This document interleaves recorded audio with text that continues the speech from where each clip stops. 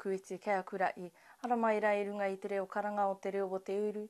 E karanga tuanaki o tātou tini mate o tātou tini aitua o te wā. Ko rātou te unga mate ki te pō, ko tātou te unga ora ki te ao. Tēnā tātou katoa. Nau mai uki mai ki tēnei wāhanga o Te Kupu o Te Uru, e aroake ana, e wānanga ana i ngā pūrongo kuua mai i Te Reo o Te Uru i te wiki nei. O te anōra ko Alana Broughton tēnei, e kaweake ana i tēnei wāhanga. Ka tīmata ke tātou mā te aroake ki te ao kapa aka. I tūake te whakataetai kapa aka ā-rohe o te Kāhui Maunga, ka tai atu a Phoenix Manly Green ki reira, ki te kapua ki ngā kōrero a mai te unga wakarite, o te anōra a e te i o ngā kai aka. No reira i runga i tēnā, a kei au koe te mauri e Phoenix.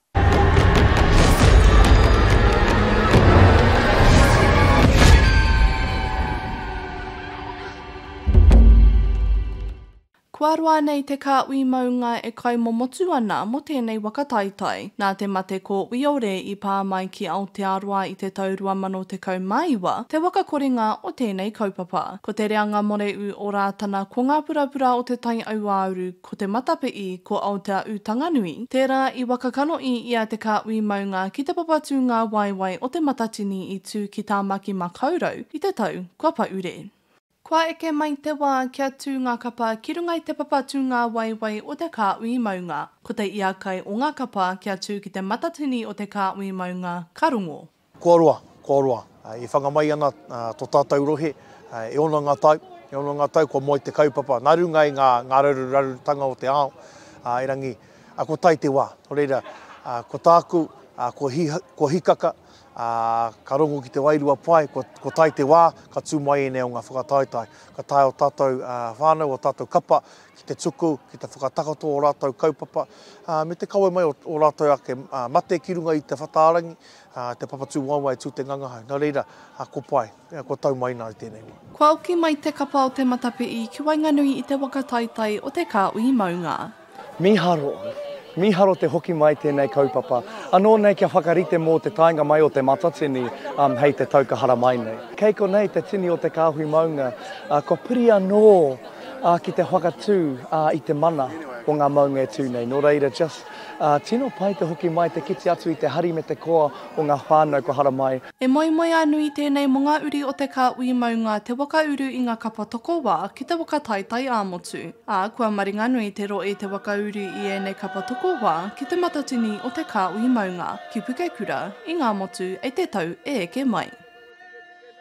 Miharo i te mea, me whakatina na tātou, ka tika i tō tātou rohe, kia rongo ai te ao i ngā kākara, i ngā hua o tēnei o ngā rohe kapahaka. Ka tā anō hoki te tuku i ngā kōrero o te kāinga nei ki runga i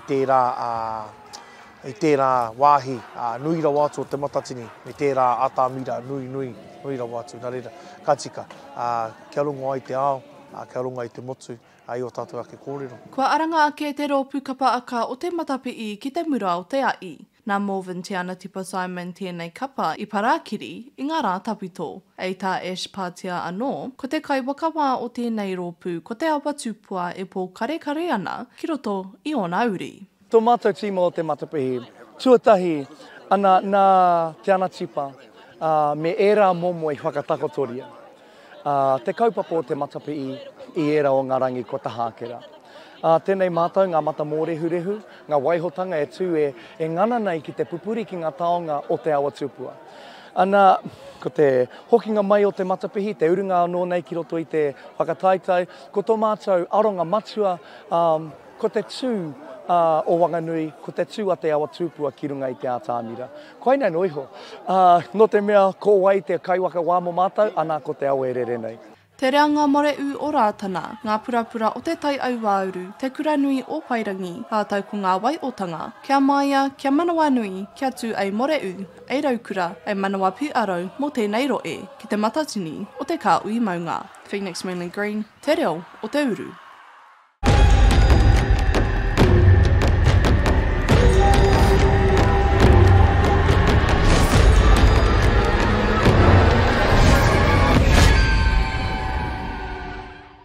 Tēnā koe Phoenix i ngā kōrero I kapo ia mai i te whakataitai o te Kāhui Maunga, te whakataitai Kapa akatāku e kōrero nei te āta whakarongo ki ngā wakairitenga, ki tai atu ki te whakataitai rā. O te anora ngā kōrero mai i te matapii, e rawe te kite atu i a rātou, ka kapo ia o kitia e rā kōrero a Ash Pātea, e mea ana ko te kai wakawā matua o te rangi, ko te awatonu me te ruru o ki o te Maunga ki e rā kupu, ko te pāta ia mena rānei te tū o te kapa, mena rānei te tū o tēnā o roto i te kapa, e rite ana ki e rā e wakatawiratia mai ana e te awa, mena rānei ko te Reo, mena rānei ko te wiri o te ringa, e pērā i te taiao, nāna uki tēnei wakātu mai ki tātou. No reira he pai tērā whakaro, ko te kai wakamātau, ko te kai wakawā matua, ana ko te whakapapa o te tangata tonu. He te iwi ka uri anō te aro, e kaupapa tēnei i tuake ki te upoko o te ika, ko te Matoe o te Reo tērā, e mea wakarite i raro i te mātāwai. Ko tēnei wāhanga e aro ake ana ki te pō tuku taunga, te pō mii ki e te i o ngā ringa raupā, ku raupā i runga i te nui o ā rātou mai, te whakapau werawera, te whakaeke werawera, ki tēnei mea te whakarauara i tō tātou reo. Anei ngā kōrero mō te Matoe o te Reo.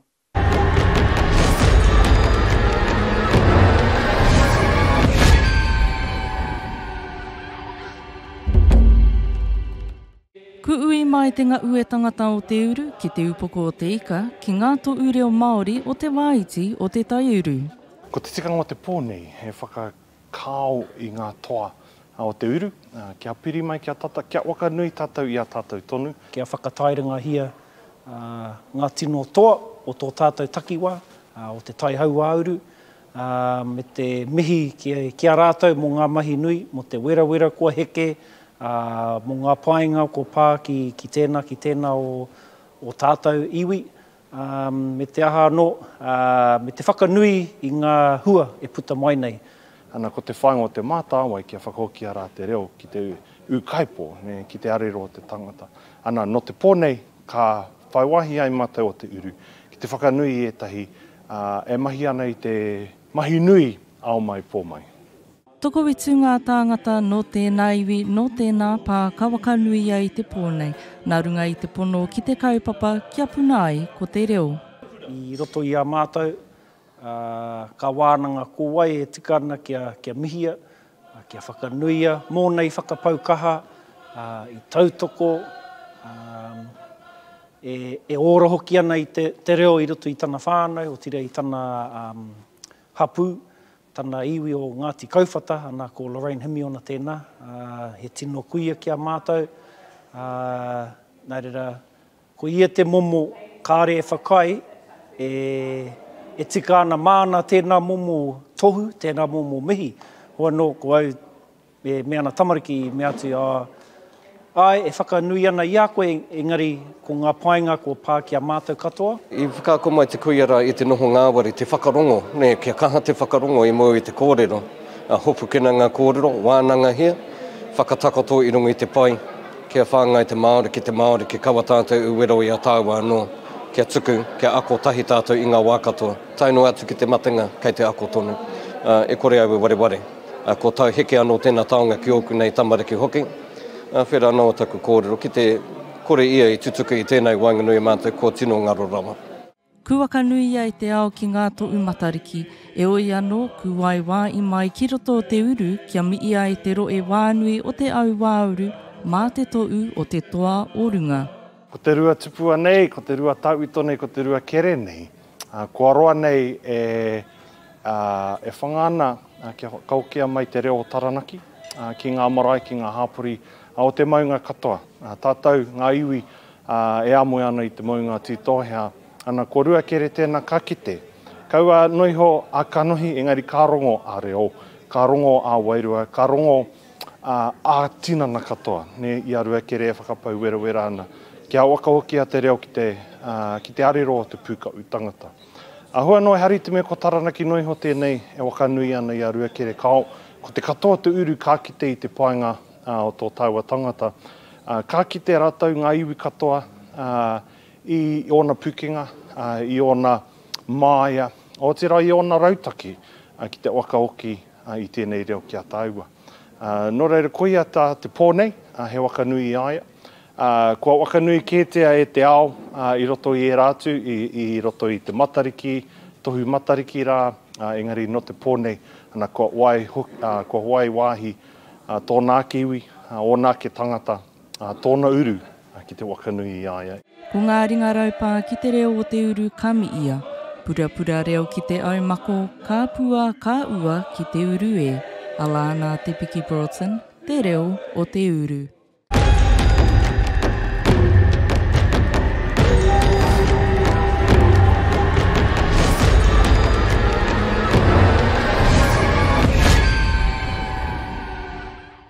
Koina te pōtuata i o te Matoe o te reo, e wakanui ana, e aro nui ana ki ngā ringa raupā i wainga nui i a tātou. Ku kaa, whakapaoho, ki te wakaraura i tō tātou reo, o te anora i o tātou reo āiwi, i te roe whānui nei o te auauru. Ko ngā tāngata i wakanui i te pōra, ko Lorraine Himiona, ko Kura Moiau, ko Kānahi Butler Hare, ko te Poi i Campbell, ko Marcella Raua, ko Tame Hippolyte, o te anora ko te Toa o Runga, ko Ruakere Hon tēnā.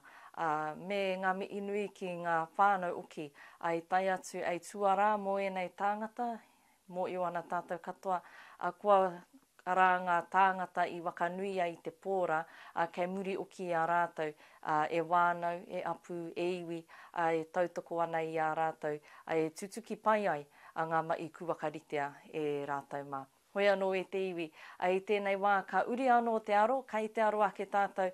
Ki te ao kina, te ao auora, o te anōra ko te mate pukupuku. I tai atu eruera rerekura ki tēnei kaupapa nui, ki roto wanganui. Kei a koe te wā eru.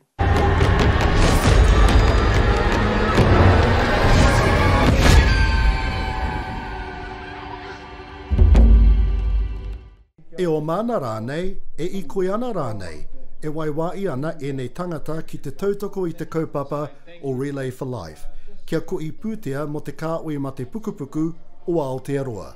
We came as a whānau to walk for my nanny that's been gone 13, 14 years.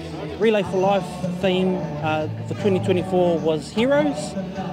So our team, we picked our heroes being multi-battalion, then servicemen. So my uncle is also heavily involved with Linton Army Base, and this is all his regalia, but we also had to have our table for all our mate, those that have been affected from the past. But yep, we're rocking multi-battalion today as part of our heroes theme. E take waka ira mo te wānau punga, koe nā te take kua wakaritia tēnei teneti e tō Julian ua waine ara ko te awa nui ki te tautoko i tēnei kaupapa. A lot of people get wakamā around being mauiwi, especially when it comes to something big like the big C, cancer. But we all at some point have to deal with it in some way, whether it be extended whānau or friends or ourselves. My partner, my fiancée herself, had her mother pass away due to cancer, fighting cancer, and then she's had her own little battles with it as well. So, yeah. She's amazing because she really did bring us all together. She was a servicewoman as well of the army, but she's very humble.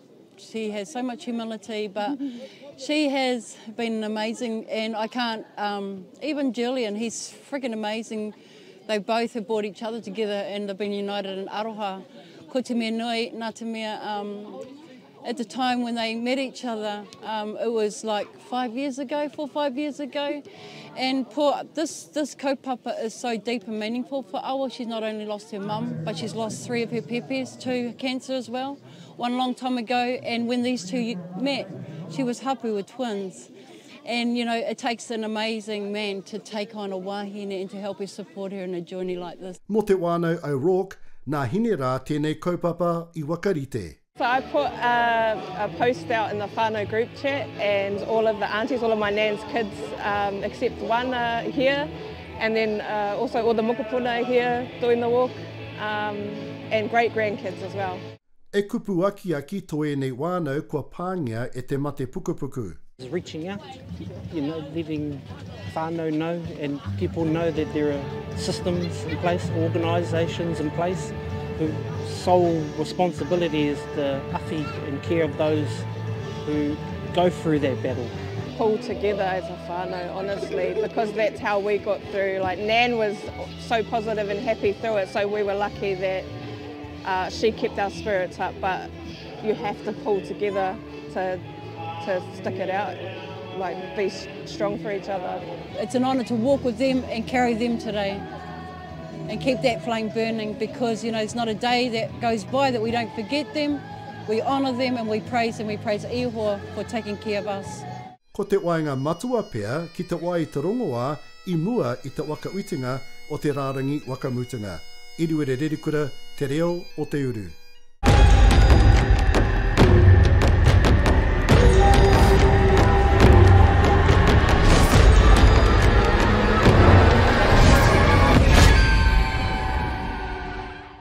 Kei te mii atu ki a koe e eru, tēnā koe I te whakakaui ngā kōrero, te unga I tai atu ki te terenga auora, me te rongo I te mama I roto I tēnei unga tātou katoa kua rongo I te ngau kino o te mate pukupuku, ara I te mea ko tērā mate ku tai mai ki tātou katoa. Engari, tērā pia e wanaunga e oa kōwai atu rānei, ai tatāna ki tātou, ki tatāna ki te tangata, ka pāngia rātou ki te mate pukupuku, ko te whānui o te whānau, ka rongo I tērā taumaa.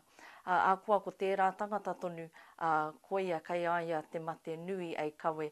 Ma te wānau tonu, ma te unga tautoko aia e āwhina, e awhioki ki te kawe ake ngā mai o iara, me te mō I o oki ko rātou I tai atu ki te ikoi, ki te oma rānei, te ake rānei, te kanikani taino ki te rārangi mutunga, mō e te I o rātou. E rangi wakanui tērā, e rangi e kātu rangi wakatā, kua kai te eke te wera I te nui o ngā mai wakapakari, te ikoi, te oma, e rangi ki tua o ngā mai o iara, e te I o rātou, kai te tautoko tata I tētei, e āpai ake ana I te taumaa o te mate pukupuku. Nō reira, e kaupapa nui ki tātou katoa, o te anōra e tini ara e tautoko I te unga e māwiwi ana, e rongo ana I te mate nui. Ka uri anō te ā-rohe te iwi, kei te aroa ki tātou ki te upoko o te ika, ki te whakataetai kapa aka o te whanganui atara, I tuake ki reira, me tēnei kapa no wainga o tātou, ara ko te a ia ta urangi tēnā. I tai atu a Phoenix Manly Green ki te kapo ake ngā kōrero mō ngā take o te wā. Kei a koe te wā I Phoenix.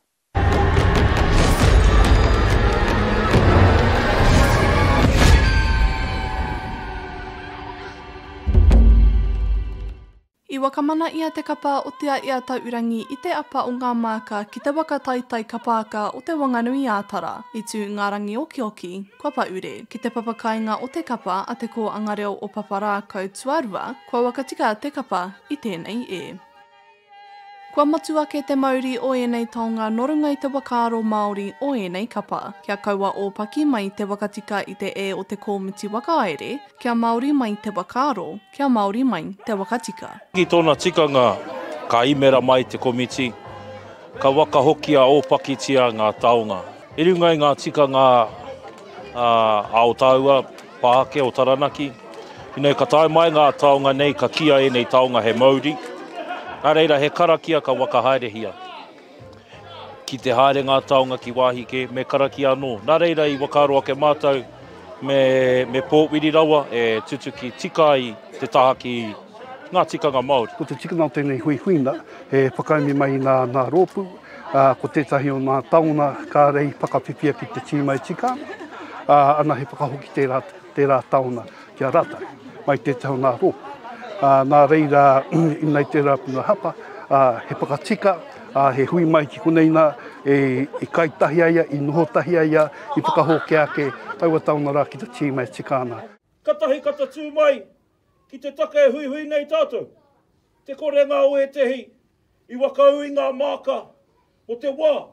Me taku mōhio nā te tangata nei na te roa wana kōrero, i pau te wā ki mātou. Kua wakatoa te kuia o te ahia taurangi e kia nei ko nana i enei mātāpono ki roto i ona tamariki mokopuna. E wakaute i ngā tikanga o Taranaki ki te whanganui ātara. Ei tā tama āle Samoa, e ara i te āhuatanga au, e rā anō. Ko tau āhua tonu, kua roa mātou e pērā ana. Kua wakaungia, rawangia e nā tikanga e tō mātou nana ki a mātou. So e hara i te āhuatanga hou, he rā anō. Tuatahi ake me mihi au ki te whakaro nui, ki tēnei āhuatanga Māori, nā te ahi a tahurangi e kawe e hāpai. Yeah, it's kei te noho whakaiti mātou i tēnei wā. Nā runga i te mōhio kua tutu ki ngā mahi, i te rā o te hatarei. Kua waiho ngā mahi ki reira, ngā hua ki reira. Engari nā runga i te kaupapa o te karanga ko te āhuatanga Māori me whakatinanahi i taua karanga. I ngā wā o mua, te kite i ēnei momo ā-rohe o te tuku taonga, marunga i te waka e o ngā māka. Ei tā matua te Teira Davis, e tauira tēnei manga kapa katoa kia kaua e no o mataku ki te waka tika tika i te e o e ta i atu. Me ki ake, e kine pēr i ngā wā o muri, mea pupuri pērā no aiho, engari ko te whakaaro e roto i a te ahi a tahurangi, i a mātou te komiti whakahāre hoki, me nā taonga mai tawhiti, kia whakatikahia, kia hora papai aia, te rāpea hei whakatau i rā kia no, ki etahi ake, mehe mea he punua hapakai wainanui, kaue mataku ki te kōrero i te whakaati. Kua matu ake te ononga o ngā kapa o te whanganui ātara ki tēnei kaupapa nui waka ara, kua e kaupapa wakatika e kaupapa kua ui mai ēnei kapa, e roe kotai. It's with all of the interconnectedness within all of our kapa that it's important that if a kaupapa is presented like this, that we come together. Nā runga i te kotahitanga, te arawhanaungatanga, e rā āhuatanga Māori, kia rongo tātou i a tātou, ngā taonga mai tawhiti mai, te ahi a tahurangi mai, puke huia mai, te kairangi a pautama mai, ngā kapa katoa tō mātou nei rohe, kia rongo tātou i a tātou. Kārawe ke hoki.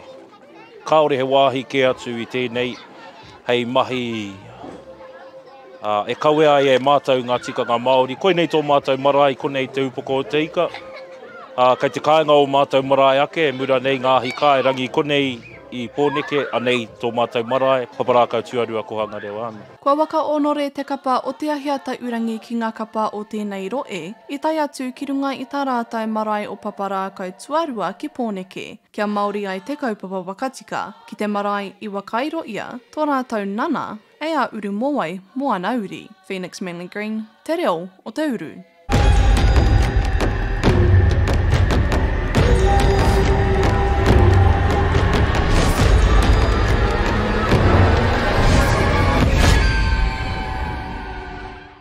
Kia ora rai, Phoenix. Tēnā koe i te kapo ake i te wairua o te wā. Me te ara i taka ia e ta ia taurangi ki te tuku mii ki ngā taonga mai tauiti i runga i ngā wakatau. Ara mō te taa ki ngā māka, ka aroa uki ki rātou. Engari ko te aroa nui ki te kaupapa, ki te mana o te tangata, ki te mana o te kapa, me te oki o ngā wakaaro ki tamālema, i tō tātou WHAKATAETAKE o Taranaki tūmai ko tana ki tātou, ki runga o Ngāti Maru wharanui, ko te wakapapa ki runga, ko te WHAKATAETAKE ki raro, koina i kitea, koina i rangona, koina uki te tikanga i wakatinana ia, i tā rātou whakatika, i tā rātou whakaurānei i ngā whakatau mai i te whakataetai kapaka. Nō reira, taku whakaaro ake i te wānei, akoa te pauri me te oa, kāre kore ko e te i, tērā pia kei tua o te kapa nei, engari tātou te unga mātaki, akoa tērā ku kitea e a tātou tamariki, te ara pai tikanga ei taka i, e tau anō ai tēnei take. Nō reira, ara ko ngā waka wā o te wā, ara ko ngā whakatau kuwaia i te tangata, ai ngā rangatira o te wā. Hoi anō i tewi. Koina katoa ngā kōrero ku ua mai i te reo o te uru i tēnei wiki, e mi i atu ana ki o tātou paureo irirangi Māori, ki te korimako o Taranaki, ki te reo irirangi o whanganui, ki te reo irirangi o Rangitāne. I rere pai ai tēnei manu nā te tautoko mai a te māngai pāo. Ko Alana Broughton tēnei, e mi i atu ana ki koutou, tēnā koutou, mauri ora e te iwi.